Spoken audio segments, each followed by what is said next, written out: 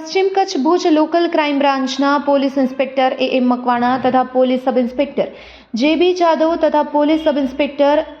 H Shinol સાહેબના માર્ગદર્શન હેઠળ લોકલ ક્રાઇમ બ્રાન્ચના એએસઆઈ પંકજકુમાર કુશવાહ તથા police head constable Jaydevsinh Jadeja, Divyrajsinh Jadeja, Bharatbhai ગઢવીનાઓ નાસ્તા ફરતા આરોપીની તપાસમાં હતા। તે દરમિયાન દિવ્યરાજસિંહ જાડેજા તથા જયદેવસિંહ જાડેજાનાઓને હ્યુમન સોર્સિસ તથા ટેકનિકલ સર્વેલન્સ આધારે બાતમી હકીકત મળી। ભુજ શહેર એ ડિવિઝન પોલીસ સ્ટેશનમાં નોંધાયેલ ગુના કામેના નાસ્તો ફરતો આરોપી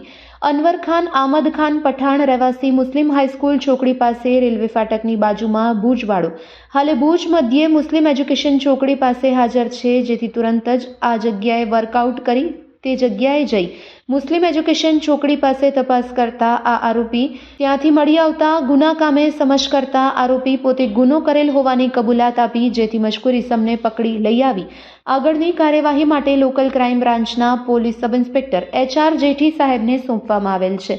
પકડાયેલ આરોપી અનવર ખાન આમદ ખાન પઠાણ રહેવાસી મુસ્લિમ હાઈસ્કૂલ ચોકડી પાસે રેલવે ફાટકની બાજુમાં ભુજવાડો છે। આ સમગ્ર કામગીરીમાં પશ્ચિમ કચ્છ ભુજ લોકલ ક્રાઇમ બ્રાન્ચના સ્ટાફના માણસો જોડાયા હતા।